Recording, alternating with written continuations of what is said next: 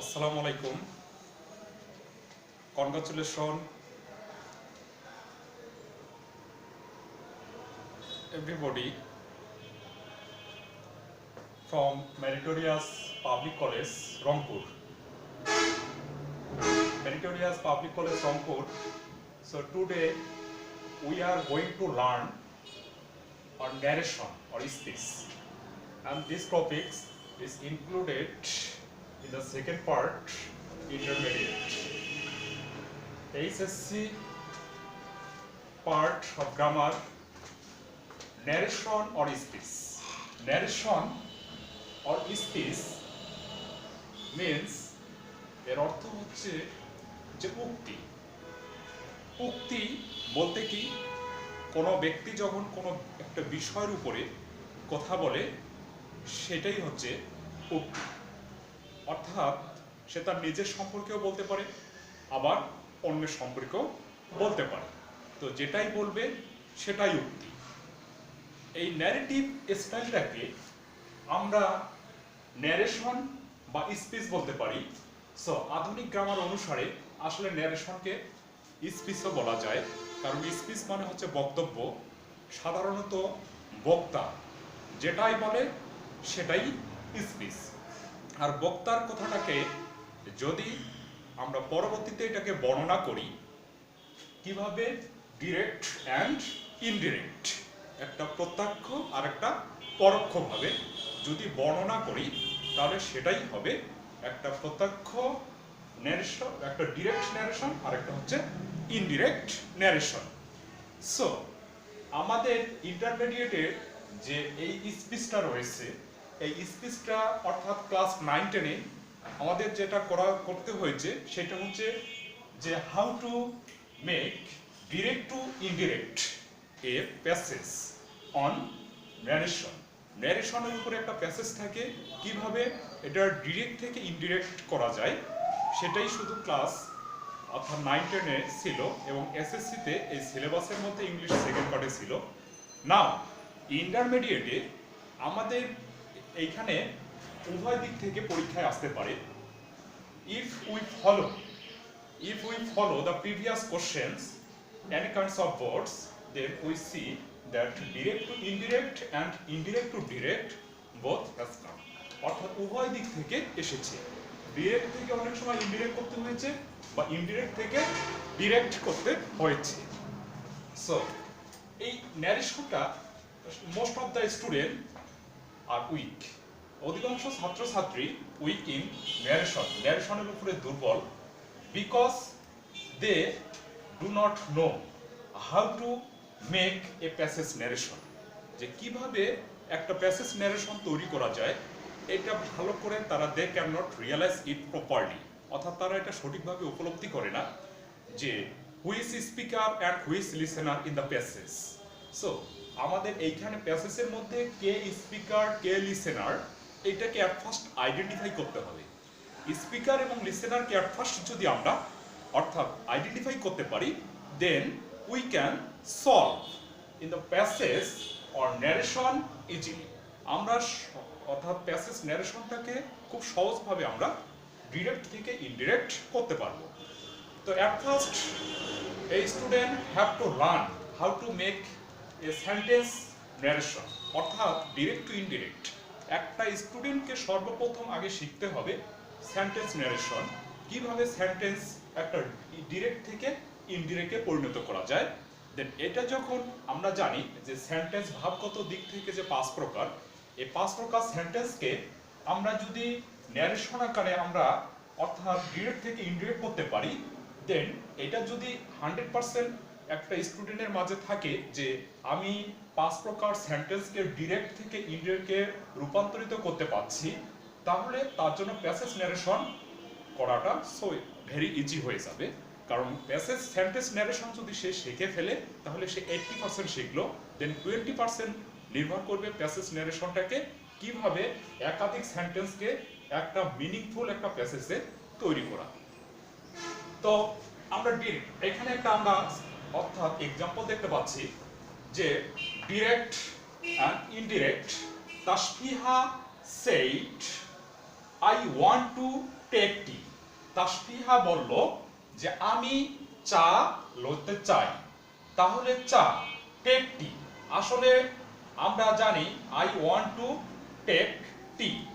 তাহলে I want to take tea, tea, I want to take tea. So আমি চা লইতে চাই। তো তাসফিহা যেহেতু বলল I want to take tea, আমি চা লইতে চাই, দেন এইখানে দুইটা পার্ট, এইটা একটা পার্ট আবার ওইটা একটা পার্ট। সো যেটা রিপোর্টিং ভার্বের, অর্থাৎ রিপোর্টিং ভার্বটা যেটা ইনভার্টেড কমার বাহিরে যে ভার্বটা অবস্থান করে, then it is called reporting verb. এটাকে বলা হয় reporting verb. Then the sentence which is included inverted comma, this is called reported speech। আসলে এটাকে বলা হচ্ছে রিপোর্টেড স্পিচ। রিপোর্টেড স্পিচ আর রিপোর্টিং ভার্ব একে অপরের সঙ্গে হচ্ছে বোথ আর ইন্টার রিলেটেড কানেকশন, অর্থাৎ রিপোর্টিং ভার্ব রিপোর্টেড স্পিচ একে অপরের সঙ্গে সম্পৃক্ত। রিপোর্টিং ভার্বের একটা সাবজেক্ট থাকে, এই সাবজেক্টটা অর্থাৎ এই ভাষা অর্থাৎ রিপোর্টেড স্পিচ যে সেন্টেন্সটা হচ্ছে এই এই অর্থাৎ এই স্পিচটা হচ্ছে এই সাবজেক্টে তাসফিয়ার কথা। তো তাসফিয়ায় বলেছে আই ওয়ান্ট টু টেক টি। তো রিপোর্টিং ভার্ব আসলে তাসফিয়া এখন বলেছে না অতীতে বলেছিল, এটার উপর ডিপেন্ড করবে আমাদের। আমরা এখানে দুইটা অর্থাৎ অপশন দিতে পারবো নিচে, যে রিপোর্টিং ভার্ব প্রেজেন্ট বা পাস্ট। এই রিপোর্টিং ভার্বটা এটা প্রেজেন্টও হতে পারে আবার পাস্টও হতে পারে। যেমন এখানে থাকতে পারে শেষ, শেষ তো থাকতে পারে, বা সেইটাও হতে পারে। তো রিপোর্টিং ভার্ব প্রেজেন্ট বা পাস্ট উভয় হতে পারে। রিপোর্টিং ভার্বের উপর নির্ভর করে ইনডিরেক্ট স্পিচের টেন্সের পরিবর্তন করতে হবে। কোনটার পরিবর্তন করতে হবে? যে রিপোর্টেড স্পিচের টেন্সের পরিবর্তন করতে হবে। যদি এটা প্রেজেন্ট হয় তাহলে রিপোর্টেড স্পিচের টেন্সের কোনো পরিবর্তন হবে না। যদি রিপোর্টিং ভার্বটা প্রেজেন্ট হয় তাহলে এটার অর্থাৎ রিপোর্টেড স্পিচের টেন্সের কোনো পরিবর্তন হবে না, জাস্ট শুধু সাবজেক্টটার পরিবর্তন হবে। যে সাবজেক্ট যদি রিপোর্টিং ভার্বের থার্ড পারসন হয় আর রিপোর্টেড স্পিচের সাবজেক্ট যদি ফার্স্ট পারসন হয় তখন এটা থার্ড পারসনে রূপান্তরিত হবে। রিপোর্টিং ভার্বটা যদি পাস্ট ফর্ম হয় তাহলে পাস্ট ফর্ম হওয়ার সঙ্গে সঙ্গেই আমরা জানি যে টেন্স অনুসারে লেখা আছে যে রিপোর্টেড স্পিচ এর সেন্টেন্স এর উপর নির্ভর করে ইনডিরেক্ট স্পিচের সাবঅর্ডিনেট কনজাংশন নিতে হয়। এইখানে হচ্ছে যে যখন আমরা রিপোর্টিং ভার্বটা পাস্ট দেখতে পাবো তখন দেখবো যে এটা প্রেজেন্ট যেই টেন্স আছে পাস্ট সেই টেন্সে পরিণত হবে। প্রেজেন্ট চারটা টেন্স, পাস্টও চারটা টেন্স। তাহলে আমরা এই সেন্টেন্সটা দেখতে পাচ্ছি এটা প্রেজেন্ট ইনডিফিনিট অর্থাৎ প্রেজেন্ট ইনডিফিনিট টেন্স। তাহলে যদি অর্থাৎ এই ভার্বটা যদি পাস্ট আছে তাহলে এটা যেহেতু পাস্ট আছে তাহলে আমাদেরকে এটাও পাস্ট ইনডিফিনিট করতে হবে। যদি এই ভার্বটা পাস্ট এখানে রিপোর্টিং ভার্ব থেকে যায়, যদি এটা প্রেজেন্ট ইনডিফিনিট থাকে পাস্ট ইনডিফিনিট, প্রেজেন্ট কন্টিনিউয়াস থাকলে পাস্ট কন্টিনিউয়াস, প্রেজেন্ট পারফেক্ট থাকলে past perfect, present perfect continuous থাকলে past perfect continuous, past indefinite থাকলে পাস্ট পারফেক্ট, পাস্ট কন্টিনিউয়াস থাকলে past perfect continuous, past perfect থাকলে পাস্ট পারফেক্ট, ফিউচার থাকলে যেটাকে আমরা বলি ফিউচার ইন দা পাস্ট মানে শ্যাল থাকলে আমরা শুড বসাবো, শুড, আর উইল থাকলে আমরা উড বসাবো। এটাকে বলা হয় future in the past. Then shall, should, will, would এগুলো ভার্বের পাস্ট ফর্ম হলেও এর পরের ভার্বটা অবশ্যই মেইন ভার্ব প্রেজেন্ট ফর্ম থেকেই যায়। সো রিপোর্টেড স্পিচ অর্থাৎ রিপোর্টেড স্পিচের উপর নির্ভর করে আমরা যখন এই সেন্টেন্সটাকে যখন আমরা ইনডিরেক্ট ন্যারেশনে পরিণত করব, ইনডিরেক্ট ন্যারেশনে পরিণত করার সময় আমাকে কি করতে হবে? যে আমাকে একটা এখানে বলা হয়েছে সাবঅর্ডিনেট একটা কনজাংশন নিতে হবে।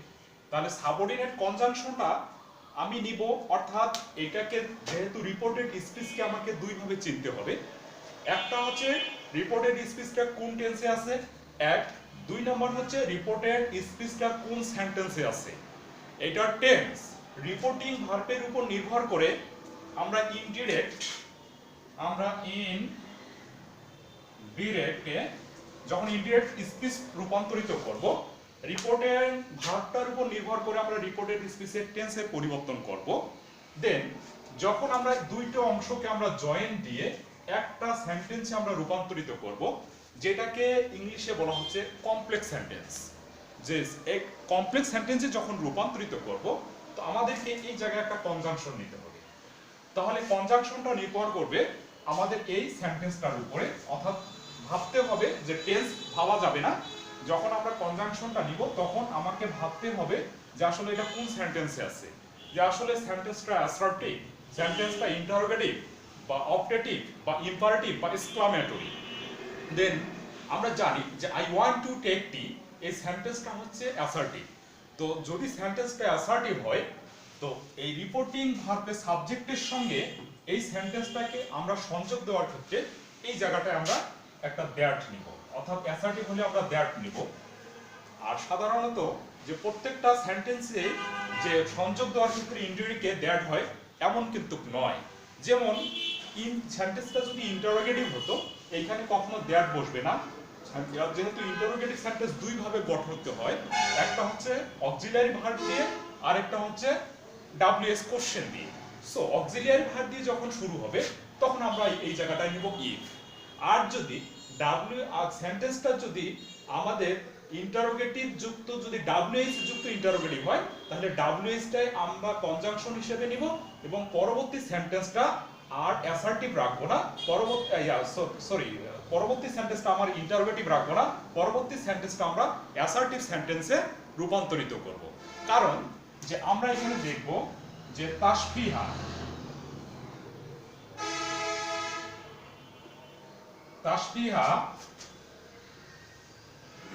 said that she wanted to take tea. তাসফিহা বলল যে she wanted to take tea, সে চা লইতে চেয়েছিল। সো এটা আমরা প্রেজেন্ট ইনডিফিনিট আছে, রিপোর্টিং ভার্ব যেহেতু পাস্ট, তাহলে রিপোর্টিং ভার্বের উপর পাস্ট, এই পাস্টের উপর নির্ভর করে আমরা প্রেজেন্ট ইনডিফিনিট থেকে পাস্ট ইনডিফিনিটে রূপান্তরিত করলাম। সেন্টেন্সটা যেহেতু আমাদের অ্যাসার্টিভ সেন্টেন্স, সাধারণ একটা উক্তি বা বিবৃতিমূলক সেন্টেন্স, যার কারণে কনজাংশন হিসেবে আমরা দ্যাট নিলাম। তাহলে দ্যাট আমরা সকল ক্ষেত্রে নিব না, সাধারণত আমরা অ্যাসার্টিভ সেন্টেন্সের যুক্তর ক্ষেত্রে নিব। যেমন ইম্পারেটিভ সেন্টেন্স যেহেতু দুই ভাবে গঠিত হয়, একটা হচ্ছে সরাসরি প্রিন্সিপাল ভার্ব দিয়ে শুরু হয় যেখানে ইউ শুরুতে উজ্জ্ব থাকে, এবং অন্যটা হচ্ছে লেট দিয়ে শুরু হয়। ইউ ব্যতীত অন্য কোনো সাবজেক্ট যুক্ত যদি ইম্পারেটিভ মুডে আমি কথা বলতে চাই তাহলে লেট বসাই এবং লেটের পরে অলওয়েজ সাবজেক্টের অবজেক্ট ফর্ম বসবে। তো যখন আমরা প্রিন্সিপাল ভার্ব দিয়ে সেন্টেন্সটা শুরু দেখব, তাহলে আমরা এখানে কনজাংশন হিসেবে আমরা একটা ইনফিনিটিভ অর্থাৎ 2 + ভার্ব 1 তৈরি করব, যেখানে ইনফিনিটিভটা 2 এখানে দুইটা সেন্টেন্সকে সংযোগ দেওয়ার ক্ষেত্রে কাজ করবে। দেন যখন লেট দিয়ে শুরু হবে সেন্টেন্সটা, তখন আমাদেরকে আবার পুনরায় দ্যাট নিতে হবে। প্রশ্নবোধক ইন্টারোগেটিভের ক্ষেত্রে এর আগেই বলেছি যে যদি, অর্থাৎ এই সংযোগ জাতীয় শব্দটার ক্ষেত্রে যদি সেন্টেন্সটা সাহায্যকারী ভার্ব দ্বারা ইন্টারোগেটিভ হয় তাহলে আমরা এখানে ইফ নিব, আর যদি সেন্টেন্সটি ডাব্লিউএস যুক্ত হয় তাহলে ডাব্লিউএসটাই নিব, কিন্তু পরবর্তী সেন্টেন্সটা আমরা অ্যাসার্টিভ সেন্টেন্সে রূপান্তরিত করব। এই সেন্টেন্সটা কখনো আর প্রশ্নবোধক রাখব না। Now we can see the indirect speech. Tasfiha said that she wanted to take tea. That she wanted to take tea, it is subordinate clause. Subordinate clause cannot be interrogative. অর্থাৎ সাবঅর্ডিনেট ক্লজ কখনো interrogative sentence হয় না। Subordinate clause always অর্থাৎ assertive সেন্টেন্সেই হয়। তাহলে আমরা direct ন্যারেশনে, আমরা direct স্পিচে আমরা এখানে যে কোনো ধরনের 5 প্রকারের মধ্যে যে কোনো ধরনের আমরা সেন্টেন্স এখানে দেখতে পাবো। এইখানে দেখতে পাবো অ্যাসার্টিভ, এইখানে দেখতে পাবো নেগেটিভ, অর্থাৎ আমরা রিপোর্টেড স্পিচ হিসেবে আবার এটাকে দেখতে পাবো ইম্পারেটিভ, অপটেটিভ, এক্সক্লামেটরি, ইন্টারোগেটিভ।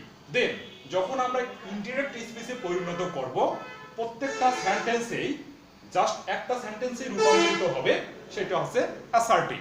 আর অন্য কোনো সেন্টেন্স এখানে অন্য কোনো সেন্টেন্সের কাঠামোতে অর্থাৎ রাখা যাবে না, সেটা হচ্ছে ইনডিরেক্ট স্পিচে। তাহলে ইনডিরেক্ট স্পিচে যখন রাখা যাবে না, তাহলে এটাকে বলবো আমরা সাবঅর্ডিনেট ক্লজ। আর সাবঅর্ডিনেট ক্লজ কখনো ইন্টারোগেটিভ বা প্রশ্নবোধক হয় না। সো এখানে সেই, তাহলে তাসফিয়া সেই, তার অনেক সময় আমরা দেখতে পাবো যে তাসফিয়া সেই এইখানে অর্থাৎ রিপোর্টিং ভার্বের এই জায়গায় অবজেক্ট থাকে। রিপোর্টিং ভার্বের যখন অবজেক্ট থাকবে, তাহলে আমরা এইখানে যে সাবজেক্টটাকে পরিবর্তন করলাম, অর্থাৎ সাবজেক্টটা পরিবর্তন করার ক্ষেত্রে যদি দেখি যে রিপোর্টিং ভার্বের সাবজেক্ট আই বা ইউ, রিপোর্টিং অর্থাৎ রিপোর্টেড স্পিচের সাবজেক্ট হিসেবে যদি আমরা ইনভার্টেড কমার মধ্যে আই এবং ইউ দেখি, যদি এইখানে ফার্স্ট পারসন দেখি, তাহলে এটা সরাসরি রিপোর্টিং ভার্বের যে এইখানে সেট থাকবে, সেইটার এখানে আছে সাবজেক্ট থাকবে প্লাস এখানে থাকতে পারে অবজেক্ট থাকতে পারে। তাহলে যদি ফার্স্ট পারসন থাকে, তাহলে সরাসরি সাবজেক্ট অনুসারে আমাকে সাবজেক্ট বসাতে হবে। আমরা তাসফিয়া হচ্ছে একটা মেয়ে মানুষ, তো এই মেয়ের ক্ষেত্রে আমরা এখানে শি নিয়েছি। যদি এখানে রানা থাকতো, তাহলে আমরা সেখানে এখানে হি নিতাম। দেন যদি অর্থাৎ রিপোর্টেড স্পিচের সাবজেক্ট ইউ থাকে, তাহলে আমাদেরকে তখন অবজেক্ট অনুসারে সাবজেক্ট নিতে হবে। এখন অবজেক্ট যদি এখানে মি থাকে, তখন জাস্ট যখন আমরা ইনডিরেক্ট করব, জাস্ট মির সাবজেক্টিভ ফর্মটা ইনডিরেক্টে বসাই দিব। তাহলে আমরা এখান থেকে সাবজেক্টটা পরিবর্তন করার ক্ষেত্রে একটু লক্ষ্য রাখবো যে যখন ডিরেক্ট থেকে আমরা ইনডিরেক্টে পরিণত করব সেন্টেন্সটিকে, ফার্স্ট পারসন থাকলে সাবজেক্ট অনুসরণ করে আমাদেরকে ইনডিরেক্টে সাবজেক্ট বসাতে হবে। সেকেন্ড পারসন থাকলে রিপোর্টিং ভার্বের অবজেক্টকে অনুসরণ করে আমাদেরকে ইনডিরেক্ট ন্যারেশনে সাবজেক্ট বসাতে হবে। দেন অন্য কিছু সাবজেক্ট থাকতে পারে, যেমন শি থাকতে পারে বা যে কোনো ধরনের নেম থাকতে পারে, তাহলে সেগুলোর ক্ষেত্রে বা দেখা যাচ্ছে উই থাকতে পারে বা এখানে দেখা যাচ্ছে অনেক সময় দে থাকতে পারে। তো এগুলোর ক্ষেত্রে ডিরেক্ট এবং ইনডিরেক্টে কখনো পরিবর্তন হয় না। অর্থাৎ ওই সাবজেক্টগুলো যেহেতু থার্ড পারসন সিঙ্গুলার হতে পারে, অর্থাৎ থার্ড পারসন প্লুরাল হতে পারে, কিন্তু সেগুলোর ক্ষেত্রে কোনো পারসন পরিবর্তন হবে না। ডিরেক্ট এবং ইনডিরেক্টে উভয় ক্ষেত্রে রিপোর্টেড স্পিচ অংশটা আমরা সাবজেক্ট ওগুলো বহাল রাখবো। দেন ফার্স্ট পারসন এবং সেকেন্ড পারসনের ক্ষেত্রে আমরা পরিবর্তন করব।